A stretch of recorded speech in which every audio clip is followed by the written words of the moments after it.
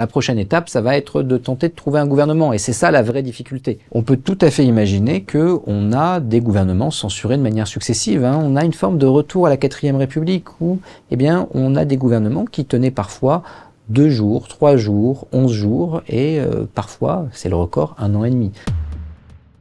Gabriel Attal a présenté lundi matin sa démission, elle n'a pas été acceptée. Alors juridiquement, ça ne signifie pas grand-chose, mais disons que c'est une opération de communication pour qu'Emmanuel Macron tente de maintenir le présent gouvernement en place en attendant qu'une coalition s'établisse, se construise, parce que dans cette assemblée clivée, il n'y a aucune force qui dispose d'une majorité absolue. Le chiffre clé, c'est 289. Personne, actuellement, parmi les 3 blocs, ne peut espérer atteindre ces 289 députés. Donc, tant que ce n'est pas le cas, n'importe quel gouvernement qui serait présenté pourrait tomber sous le coup d'une motion de censure. Le 18 juillet, c'est la première réunion de l'Assemblée nationale, ce qui permettra de voir un petit peu quels sont les rapports de force au sein de cette Assemblée qui, de droit, siège jusqu'au 1er août, avant de se réunir potentiellement à partir du 1er octobre. Pour l'instant, le gouvernement ne bouge pas parce que sa démission n'a pas vraiment été actée. Il ne peut être obligé de démissionner que si jamais une motion de censure est déposée, et ça ne peut pas être le cas avant le 20 juillet, le Parlement se réunit le 18 et donc il faut 48 heures pour voter la motion de censure, le gouvernement actuel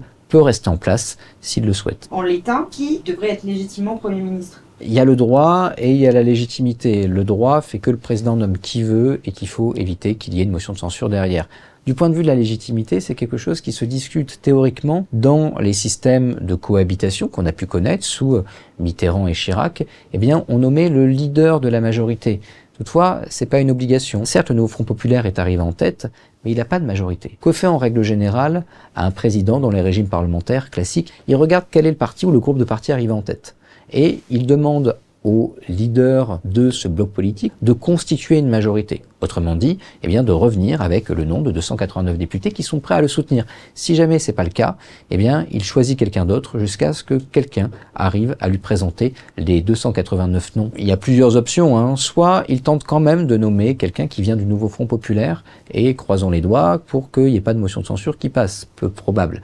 En revanche, il peut éventuellement tenter de nommer quelqu'un qui a une sensibilité de centre-gauche pour espérer que le nouveau Front populaire ne le censure pas. L'autre option, c'est de maintenir, au moins pour un temps, Gabriel Attal, en espérant que pendant l'été, il y ait des jeux qui se décantent et que potentiellement le nouveau Front populaire se brise. Encore faut-il que Gabriel Attal ne soit pas censuré.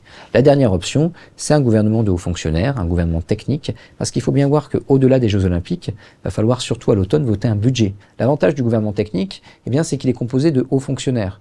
Et donc, vous pouvez avoir des partis qui disent ce gouvernement, il mène une politique que nous ne cautionnons pas vraiment. Néanmoins, on ne veut pas rajouter du chaos au chaos. Ça reste un gouvernement. Et donc, c'est le président de la République qui nomme un Premier ministre et qui s'accorde avec lui. Et ensuite, comme n'importe quel gouvernement, charge à l'Assemblée nationale de trouver 289 voix pour le faire tomber ou le laisser survivre. On peut tout à fait imaginer qu'on a des gouvernements censurés de manière successive. On a une forme de retour à la 4e République où on a des gouvernements qui tenaient parfois 2 jours, 3 jours, 11 jours et parfois, c'est le record, 1 an et demi. Ce faisant, les solutions qu'on a évoquées ne sont pas des solutions exclusives. Elles peuvent être successives. Admettons que Gabriel Attal soit maintenu jusqu'à la fin des Jeux Olympiques, voire jusqu'au 1er octobre, et puis après, in fine, parce que faut quand même bien faire passer un budget, on peut avoir une solution gouvernement technique, et puis à partir du mois de janvier, quand le budget est passé, les échéances sont moins importantes. Là, on peut tenter de construire une coalition politique